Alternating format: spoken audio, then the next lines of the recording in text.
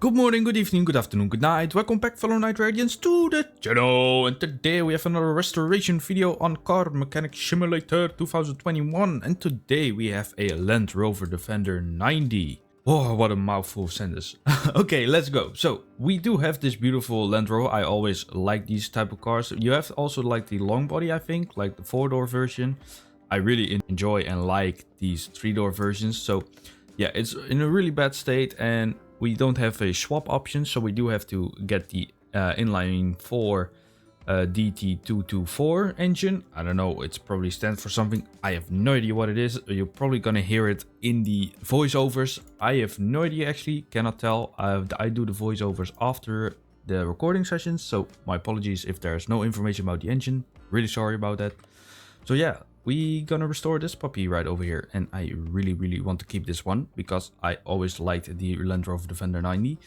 So yeah, let's get crack on with this build. So let's first clean it up and then I will see you in the workshop. One season later. And there we have it. The Land Rover is on the hoist or bay or I don't know, crane, bridge.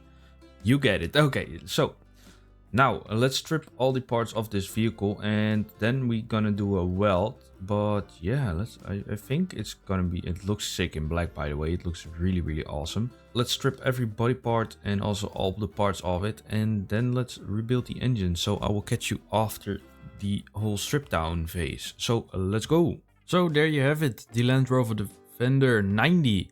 The production of the model known as the Defender began in 1983 as the Land Rover 110. The name which reflects the 110-inch or 2,800 millimeters of length of the wheelbase. The Land Rover 90 with its 93-inch or 2,362 millimeters of wheelbase, and the Land Rover 127 with 127-inch wheelbase soon followed. Superficially, there is little to distinguish the post-1983 vehicle from the Series 3 Land Rover. A full-length bonnet, revised grille plus the fitting of the wheel arches extension to cover wider track axles are the most noticeable changes. Initially, the conservative engineering department insists that the Land Rover was also available with a part-time 4-wheel drive system familiar to derivation, I cannot pronounce that name, or word I should say, produced since 1949. However, the part-time system failed to sell and was quickly dropped from the options list by 1984. While the engine and the body panels carried over from the Series 3, mechanically the Defender 90 and the Defender 110 were modernized, including with coil springs which are offering more compliant ride and improved axial articulation, a permanent 4-wheel drive system, and there we have it, the fully stripped down Land Rover Defender 90 all the way. Oh, now it's fully stripped. Okay, I forgot one part.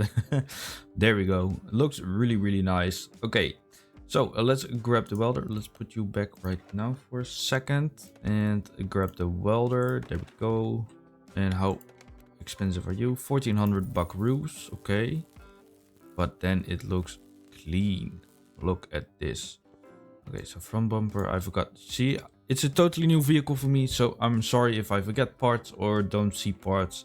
But by the looks of it, by the demounting process, I don't know if you guys saw it, it was probably really quick for you guys. But it was kind of easy. And yeah, although in the front axle, there was like a part behind it. I don't know if you guys saw it, but that was like strange. Why can I not remove this part? And then I looked around and saw a tiny little red slider of, yeah, when you cannot remove the part because this part is in the way. And yeah, that was basically the only thing that I noticed. So okay, install an engine. So we have an inline DT something, create a new one. So I'm gonna look for the engine and then we're gonna start building. And first of all, I'm gonna repair some parts. So I will see you after I got the engine ready and I clean up some parts. The next day. Okay, there we go. We are finally starting the engine. So I repaired a lot of parts for the chassis of the car. And now we are going to build the engine. So the engine, I already put down the engine block. So the basic stuff, well, you have to get it, otherwise you cannot build the engine. No shoot, Sherlock.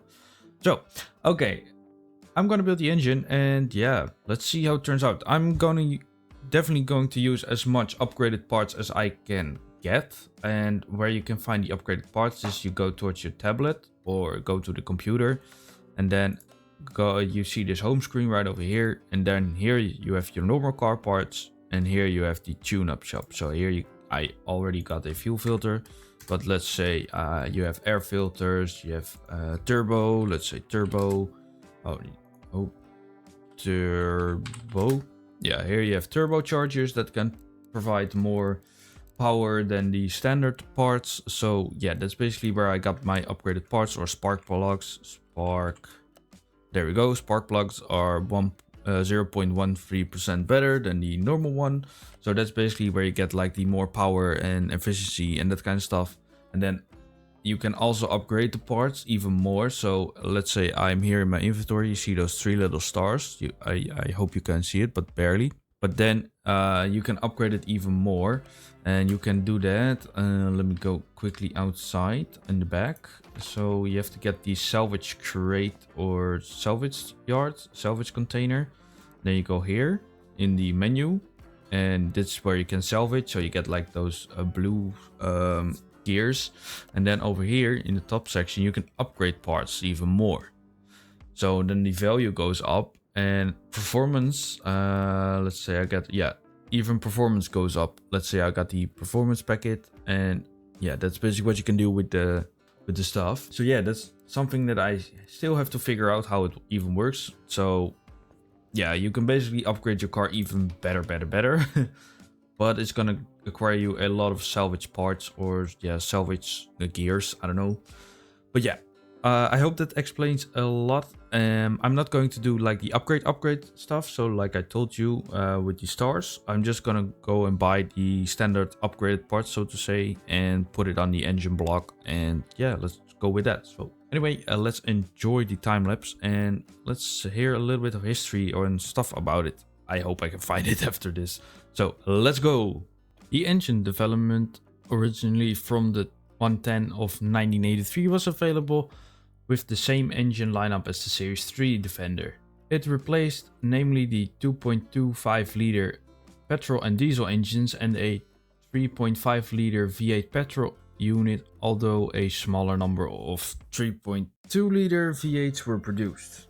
In 1981, the 2.25 liter engines were upgraded from the 3 to 5 crankshaft bearings in preparation for the planning, increasing in capacity and power. The 5 bearing version was known as the 2.3 liter. The 2.5 liter version of the diesel engine, displacing the 2.495 cubic centimeters and producing 68 horsepower, was introduced in both the Defender 110 and the newly arrived Defender 90. This was a long-stroke version of the vulnerable 2.25 liter unit, fitted with an updated fuel injection equipment and a revised cylinder head for quieter, smoother and more efficient running. A timing belt also replaced the older engine's chain. Despite these improvements, the engine was underpowered and unrefined in comparison with the competitions. In 1985, the petrol units were upgraded. An enlarged 4-cylinder engine was introduced. This 83 horsepower engine shared the same block and cooling system as well as other components as the diesel unit. Unlike the diesel engine, the new 2.5 liter petrol engine retained the chain-driven camshaft of its 2.25 liter predecessor. At the same time, the 114 horsepower V8 was also made available in the Defender 90 series. The first time a production short wheelbase Land Rover was given a V8 power plant. The V8 on both models was now mated to an all-new 5-speed LT85 manual gearbox. The year 1986 saw improvements in engines to match the more advanced offering by Japanese competitors. The diesel turbo engine was introduced in September. A lightly turbocharged version of the existing 2.5 liter diesel with several changes to suit the higher power output, including a redesigned crankshaft, Teflon coated pistons, and pneumonic steel exhaust valves. And there we have it, the engine of the Land Rover Defender 90. Oh, wow, that actually is a really nice engine, to be honest. An inline 4 engine, but I think, yeah, it's a diesel because I had to put in glow plugs and fuel injectors. But oh my god, it has a turbo, so it's promising. It is promising. Really, really nice engine, really compact, beautifully designed in my opinion. So let's go and, oh no, wrong button, I have to go over here. There we go. Take the engine off, yeah, put it on my shoulders and get back towards the Land Rover Defender 90. Oh, I forgot to put the crane back, so get the crane. There we go. Put it back towards car lift number 1 and install engine. Yes, the 100% one. There we go. And move equipment, put you back, and there we go. That is the engine. Wow, really, really nice. Okay, so now what we're gonna do is build up the suspension works and also the transmission, basically the whole underside of the body, or suspension I should say. The body is a separate part. Yeah, let's get on cracking with this beautiful beast and let's see how much power it makes afterwards. But first of all, let's build it up further. So let's crack on with the underside. Derived from the Range Rover, featuring a 2-speed transfer gearbox with a lockable center differential, a modernized interior, a taller one-piece windscreen, a new series of progressively more powerful and more modern engines. The 110 was launched in 1983, and the Defender 90 followed in 1984. From 1984, window-up windows were fitted. The series model and very early 110s had sliding panels as windows, and a 2.5 liter 68 horsepower diesel engine was introduced. This was based on the earlier 2.3 liter engine, but had more modern fuel injection systems as well as an increased capacity. A low compression version of the 3.5 liter V8 Range Rover engine improved performance. It was initially available in the Defender 110 with a Range Rover LT95 4-speed transmission with integral transfer case. I'm sorry, my English is not my best language, so I really have to apologize for some of the pronouncements. And vacuum operated differential lock.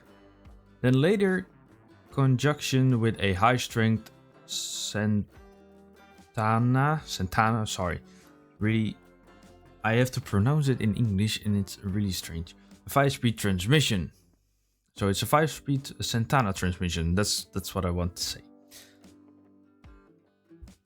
This period saw a Land Rover market the utility Land Rover as a private recreational vehicle, while the basic pickup, 4x4 and van versions were still working vehicles. The Country 4x4s were sold as multi-purpose family vehicles featuring improved interior trim and more comfortable seats. This change was reflected in the Land Rover starting when what had long been common practice in the car industry.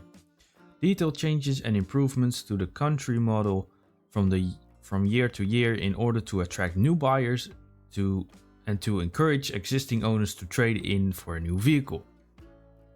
These changes included different exterior styling graphics and color options, and the introduction of new options such as a radio cassette player, row-style wheels,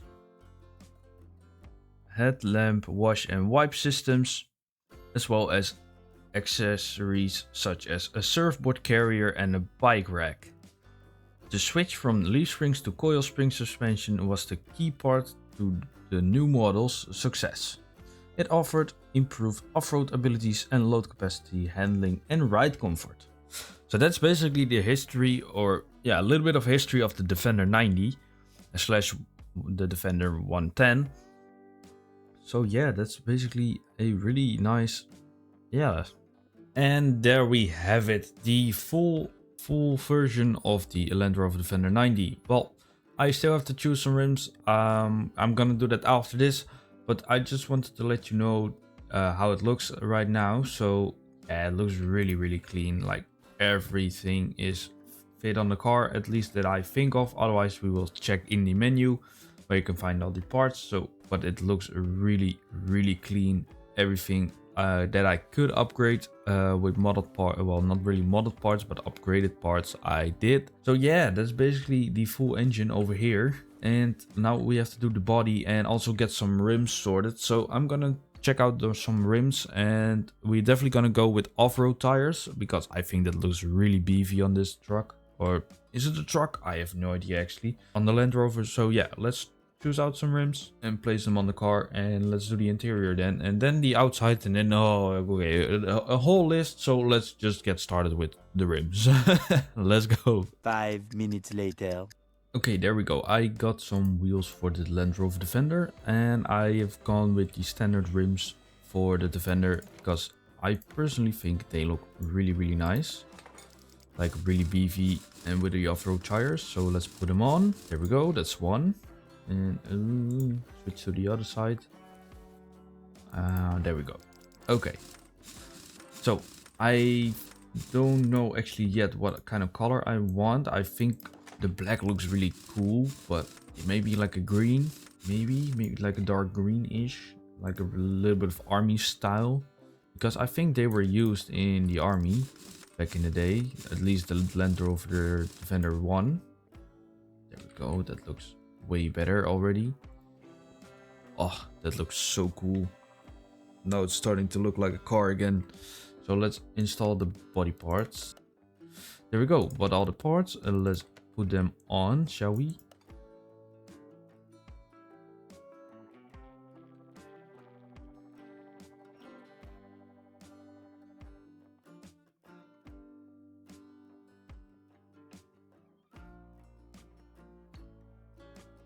There we go. I think that's it for the fully built Land Rover. And let's see, do we have all the parts? Interior, oh yeah, interior. And I do miss one part. Fuse box cover. Oops, I forgot to put the fuse box cover on. There we go. We also have to fill it up. Now everything should be, yeah, okay. So now just the steering wheel, yeah, 100, 100, 100. And the interior is 25 because we don't have an interior in yet, so let's get the interior sorted. 1 season later. There we go, filled up all the fluids, and now let's go over towards the paint booth. I think we have everything right now. There we go, beautiful. Oh, look at it. So move the car towards the paint shop, paint booth, paint shop, almost the same. Okay, it also looks really cool with that matte and glossy black. There we go. Paint the car. Yes, please. Factory color. Ooh, that looks really awesome actually. How can I previously used? Yes, factory color looks really nice actually. Looks really nice. Factory colors. Ooh. Oh, this looks also really cool. Darker green. I think I'll go with this one. Okay, do we have... Okay, there's no livery set. But I think I'm going with this green. Yeah, it looks really nice actually.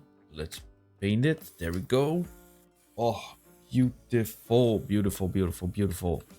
Okay, now let's test it on... well, first of all, let's do a headlight alignment and a wheel alignment, and then I will see you at the dyno. So I will see you at the dyno. Let's go. So here we are, big moment, the dyno. Ooh, what's it gonna make? So factory power is 123 horsepower, and one nice, and 339 newton meters of torque. So let's see what it is going to be. Let's start the test. Okay, let's see. Come on girl, you can do this.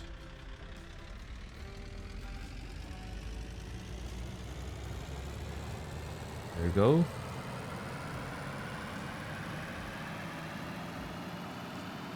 Ooh, it's not a lot. Okay, not bad. Almost 500 newton meters of torque and 186 horsepower. That's really nice. I'm happy with that. I'm really happy with that. That's really good power for this beautiful beast right over here. So let's see. Do we have everything checked off? Yes, everything is 100%. And yes, everything is checked off. So let's put you outside. There we go. Put you outside, not on the car lift. But yeah, that is basically it. Wow, look at this beautiful car. Really, really nice. Really nice little project. Did you saw maybe yes, new project. But yeah, let's see how much money can we make. So we have a nice defender, we have a beautiful upgraded engine, and we can make a cool 112,000 profit. But I'm not going to sell this one. I really want to keep this one because I always want a defender. I don't know why, but I think it's a kind of cool car, at least the shorter version like this one. And yeah, let's see. Well, thank you all so much for watching. I hope you all liked this video. Please like, subscribe if you haven't already. That would be much appreciated. And if you have any tips, tricks, or just something you want to say, please leave it down in the comments down below. That would be much appreciated. And yeah, I will hope to see you on the next one next Sunday. Peace out, everybody. Have a great day.